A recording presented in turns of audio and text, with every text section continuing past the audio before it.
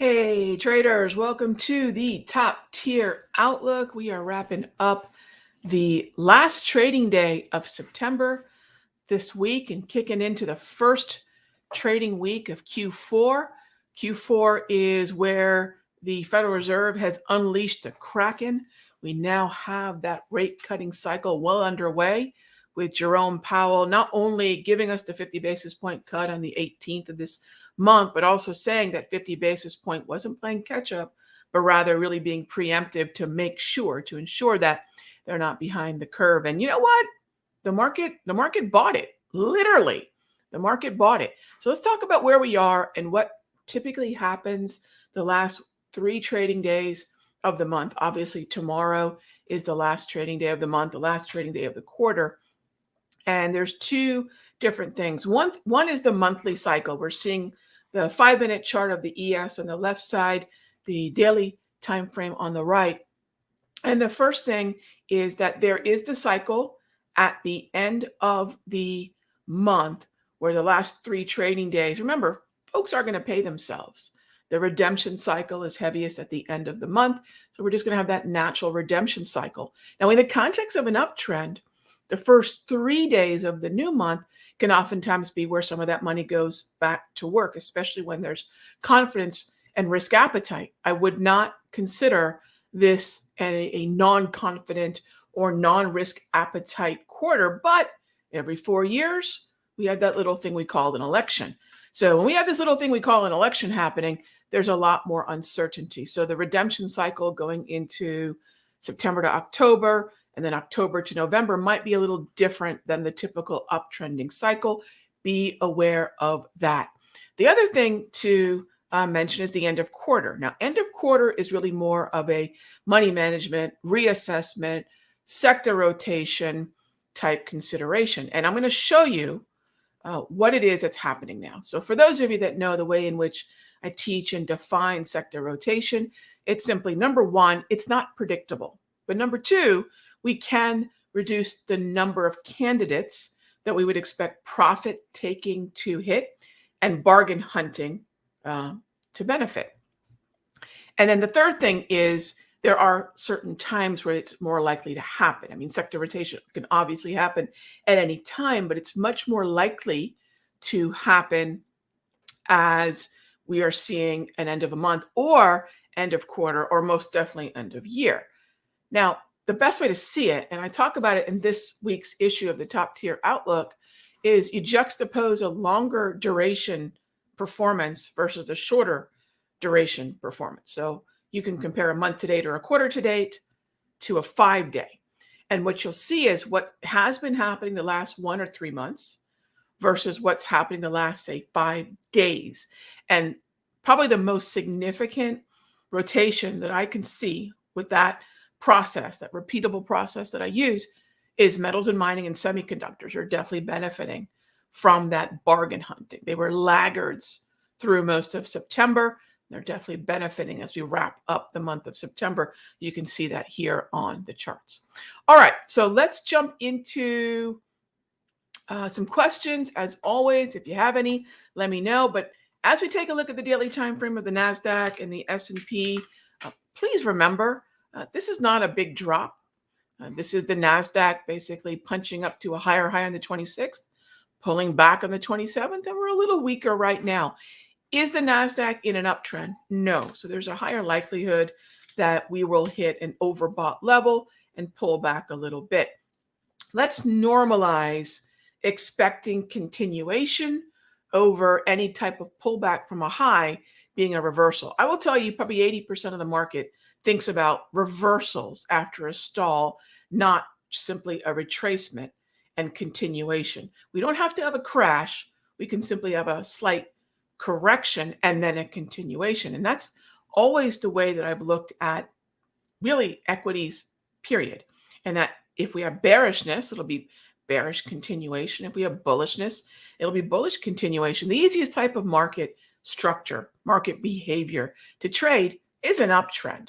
Find those and life gets a whole lot easier. In fact, we've been talking a lot about account growth these past couple of weeks. I've got a class coming up on October 5 all about account growth, specifically small account growth, but really this process and the steps can be applied to any size account. It starts off by building a foundation in risk management. Then we go up to the next level, which is understanding position sizing to your account, because this is a custom process. So you learn how to make the process that applies to your expectations and your risk tolerance. And then finally, once you've built this risk management, understanding of position size, that last part of it, the most fun part of it, is how do you now grow an account, right? And that small account growth process is unique to really any other kind of account growth process. But the great thing is the steps are the same for regardless of the size of your account, which makes it something that isn't just about small accounts, but something you can continue to use throughout your career, which is exactly what I have done. And part of that is the mindset of understanding, what do you want to trade? Because managing risk and position sizing, well, that presumes that we know what we want to trade. So get those processes right, get those, each one of those floors stable and built, and you can continue to build higher and higher and higher, right? We know that every great, tall, sturdy building starts with a foundation, and that's really the foundation that I've used that's allowed me to trade everything from 4-figure accounts to 7-figure accounts. So it's really exciting to be in this stage of the macroeconomic cycle where the Federal Reserve is, definitely fueling the risk appetite and likely will continue to do so into next year. This has already been a very, very bullish year. So if you're stepping back and saying, Rog, this hasn't been an account growth year for me, you definitely want to be at our webinar on Wednesday, this Wednesday at 8 p.m. I'll get you all a link later on this week before that happens. And you definitely want to check out the class, because this year has been probably second or maybe even with 2021 in terms of account growth.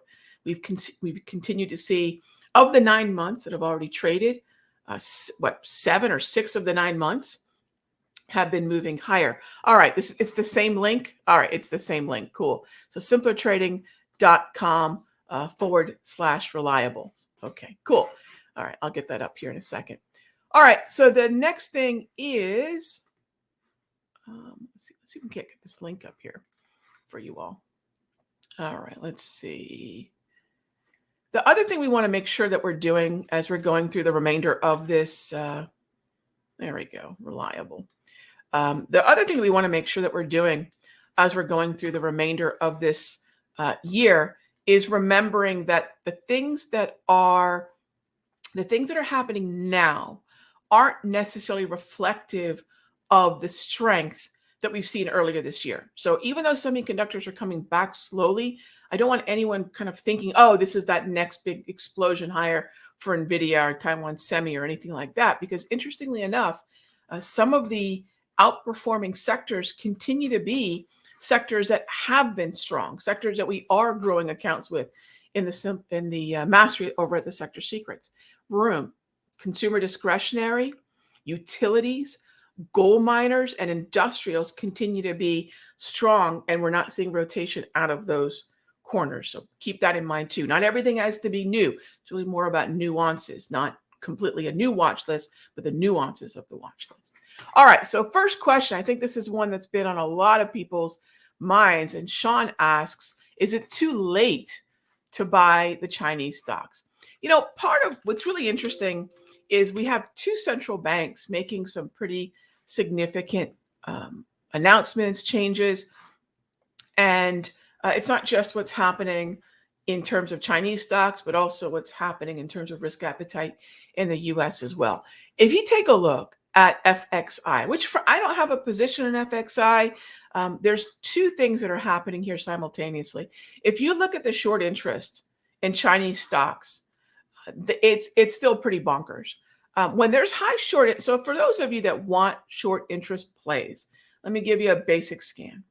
Find things that are trading above their daily 200 that have high short interest. There's no way to say the timing is going to be end of September. Part of this is the combination of the monetary policy out of China and the monetary policy out of the US. But the scene is set and it's ripe for the opportunity once a high short interest stock is trading above its 200. And you can see that really, if you were to ask me back in April, is FXI a buy? I would say yes, based on the daily time frame being above the 200. We came back down and tested it. That's more a buy than it would be a short. And what happens is a lot of traders start to short into this zone between, say, 27 to, say, 25, only to find out that there is this nice cushion, this nice floor, and that's the 200. And you can see exactly what it did. So the question is it too late? Well, why are we accelerating like this? Well, FOMO is real, and short squeezes are FOMO fuel. So what's happened is we finally bounced off that area around 25, and then we broke. And take a look at when the acceleration went bananas. It was when we got back up to about $29.50, which was the high from mid-May, which when we broke through the 200, we went up to that mid-May high at just shy of 30, then sunk back down to the range. Things went bananas once we got above basically $30. And so what I would say now is your support and resistance 101 would apply. Past resistance is now support. And that would mean that even a pullback to $29.50, which is not that far away, would be a reasonable spot. I would absolutely be ready for a correction at some point, not a crash, just a retracement. And that would be waiting for one of two things. Either a mean reversion at about 28.20 to about 27.60, or like I said before, let's retest 29.5.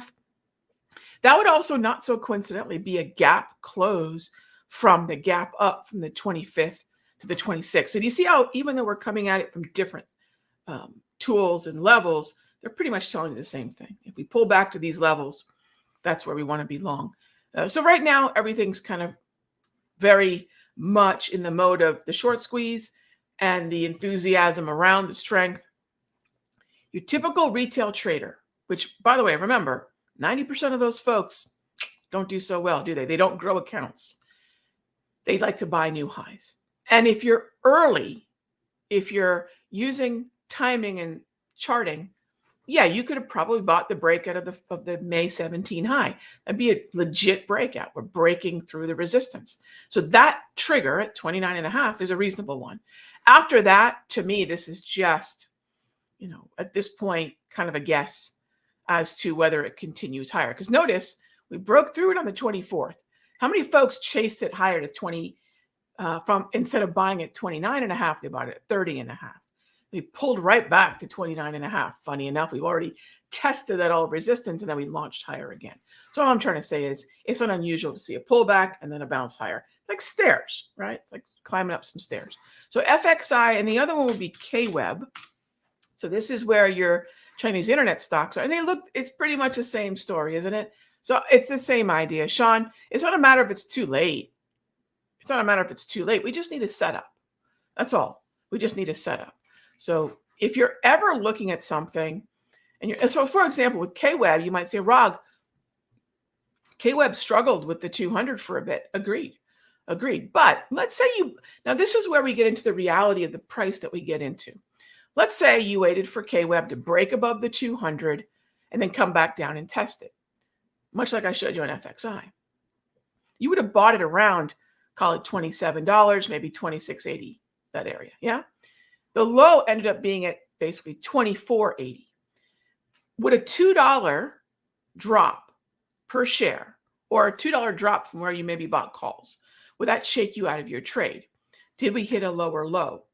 Those are things to consider. But to me, a $2 wiggle is very reasonable. And look, nothing has to hold this level perfectly, but I want to point out again, getting above and staying above this level is key. Now, let me show you one other thing, and I want to make sure everyone sees the value in looking at this as a trader instead of an investor. This is such a big point. If you're an investor, $2 wiggle is not going to make any difference likely to you holding a trade like this. However, one of the things that we talk about in the mastery is the structure, right? So having a trend that's heading higher And in that uptrend, being a buyer is very different than finding support in no trend or worse, a downtrend. And we've seen a lot of volatility here. So that's where, if I'm talking to a group of investors and you're looking at a percentage risk to the account and maybe a certain fixed risk per share, the thing I would say with anything that's in the 20s, and if you're looking for understanding where you have support by way of, as we like to call it, big money, you want to look at volume. And I don't like always going backwards in time. I have no exposure here. I'm really not that. You look, I see this thing going from 27 to 33. That's a cool move. Could there be more in store? Absolutely. I'm not going to buy it at 33. But I do want to put this in context. There are some really good moves that have already happened. So for as much news and noise as there have been around KWEB, look, we've got longer term positions in McDonald's where you bought it at $253 and it's at $303 right now. So I guess the moral of this tale is also, as interesting as this is, it's not a huge move. Not really, not yet. So don't feel like you've missed it. It's a nice inexpensive ETF, whether you're looking at KWEB or FXI. Now, if you're looking at the individual pieces of this, that's where, and the reason I'm starting at the ETF level is because once we see what the ETF is doing, then you go back and look at the high concentration weighted stocks within it, and then you can start to look at individual holdings within FXI or KWEB and choose what might be the outperformer. Or if you're really committed to this narrative, maybe you take a laggard and say, you know what, this may not have participated quite as sharply in the last week, and a rising tide lifts all boats. So there's a lot of ways you can look at it, again, depending on your time horizon. And that's why, by the way, in the mastery, we look at 2 time horizons. We look at the time horizon of a trader, and we look at the time horizon also of a long-term buy and hold. And they are 2 different setups. So if you're wondering about that longer-term setup on the weekly, I'm not there yet. It's not bad. But if someone were to say, Rog, would this be a longer-term buy and hold for you yet? Not yet. Again, let's not make a 6-point move, right? From maybe even 5. Let's be frank. Say just below 26, maybe 27. Let's just not think that it may not pull back a little bit. It may not go back to 25 or 26, but it should retrace. So that's the way I'll look at that. By the way, that's with anything, right? It's not even about Chinese stocks necessarily.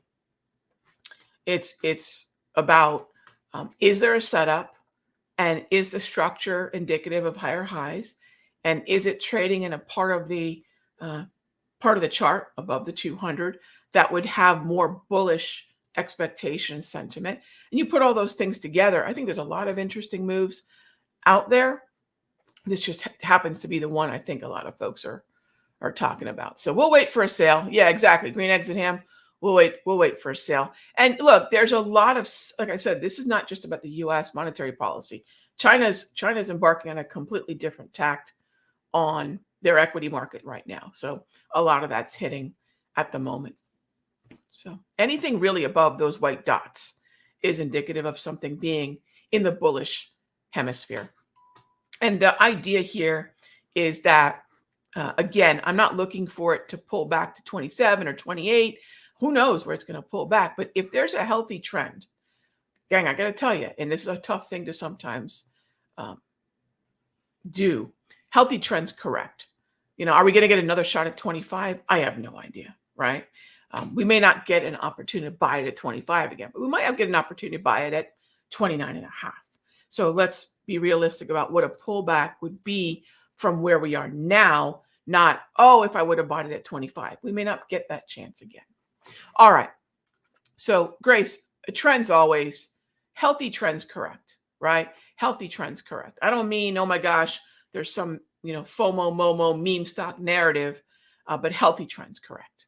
And I guess what I'm really trying to drive home is this is not the only fish in the sea. I know it's a very exciting narrative, but there's a lot of exciting things that are setting up in this environment. All right.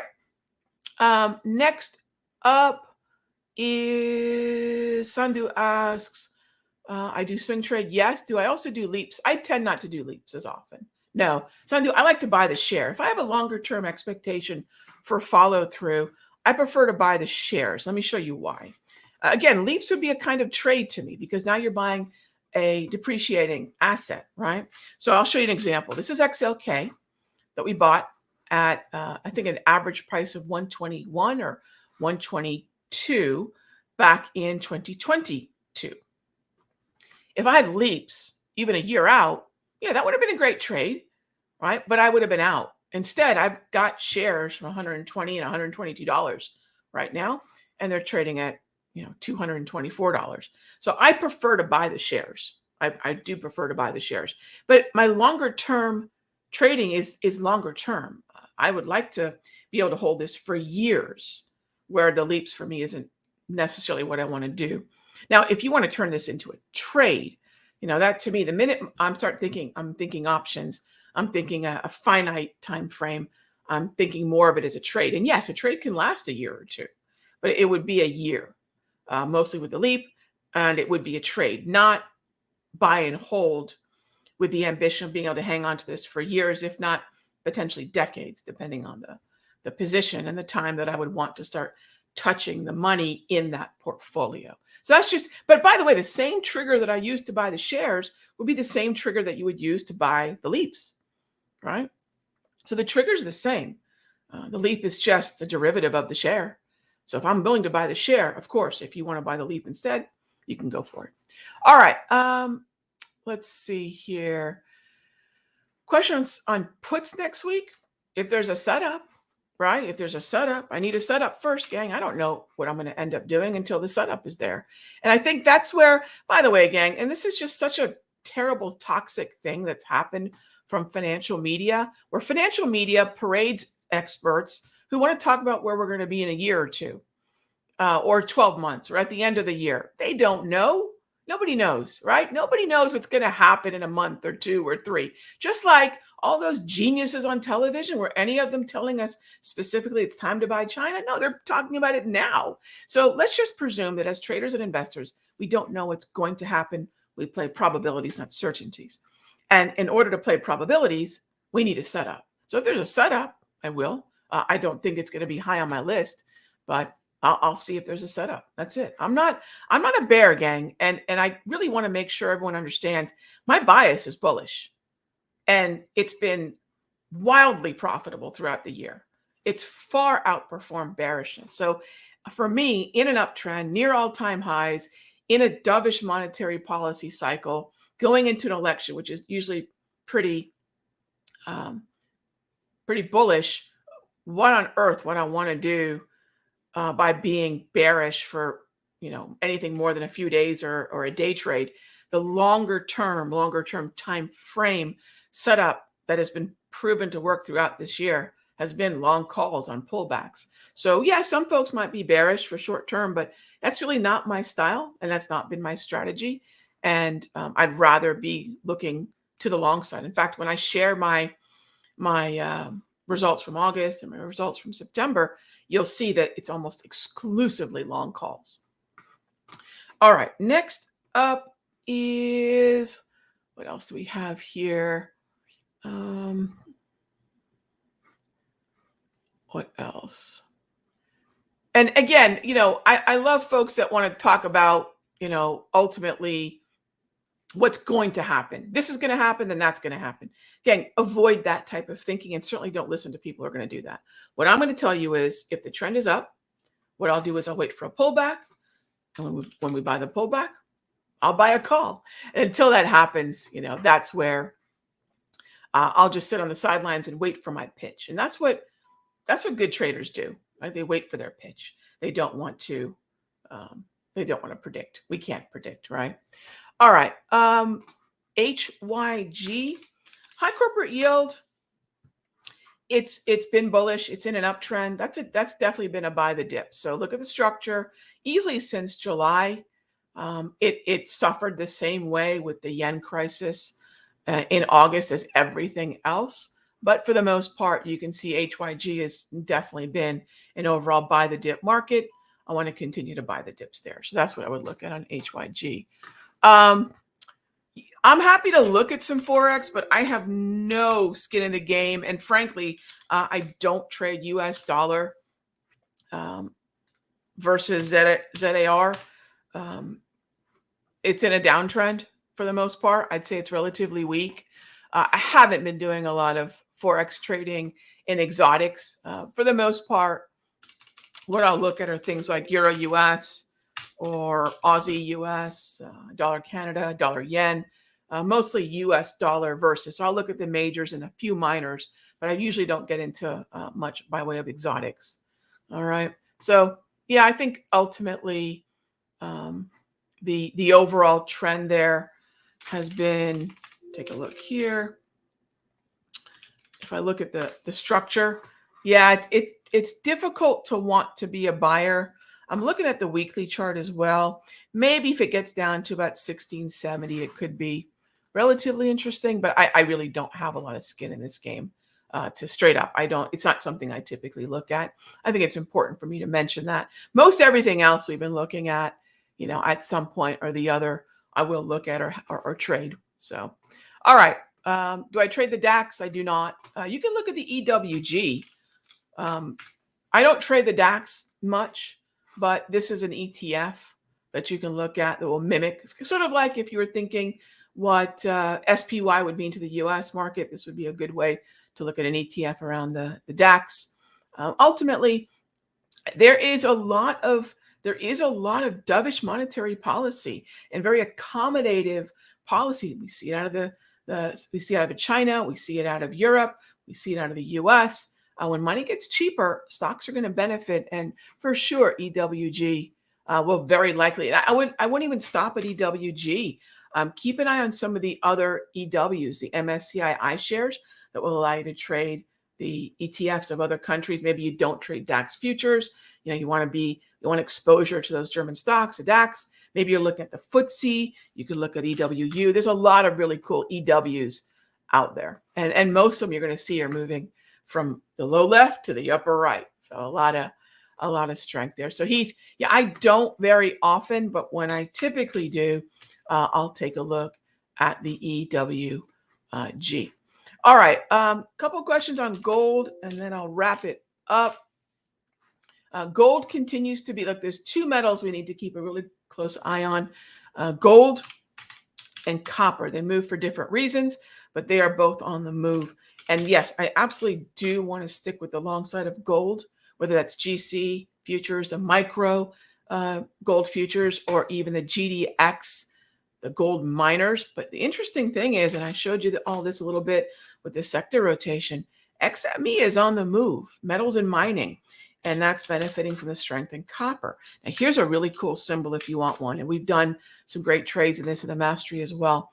Newmont Mining. Newmont Mining is weighted heavily in gold miners. It's the number one stock, and I believe it's the number 3 stock in metals and mining. So when both those ETFs are moving higher, Newmont Mining's attached to both those narratives. So it's a kind of cool thing to look at if you are looking at gold. All right, gang. As always, thank you so much for being here. I will see you tomorrow for charts and coffee. And yeah, questions on membership and whatnot. Yeah, if you want to see what we're doing, yeah, come check out what we're doing over at the Sector Secrets Mastery. But even better than that, I don't do classes, but maybe twice a year. And so if you want to see what we're doing with our next class, which by the way is always the best deal on either membership or my indicators, etc., along with an in-depth, it's a great way to get started, set of 4-hour class with the set of indicators that will let you do what we teach in the class, which is great. There we go. We can check out the webinar, right? So if you want to see, Rog, all right, this is cool. You've broken down some symbols, but how are you doing in the mastery? What kind of trades are you putting on? We'll talk about that on Wednesday at 8 p.m. So you can register for that at simpletrading.com/reliable. Make sure you guys all can see that. There we go. /reliable. All right, gang, be good to each other. I'll see you tomorrow for charts and coffee.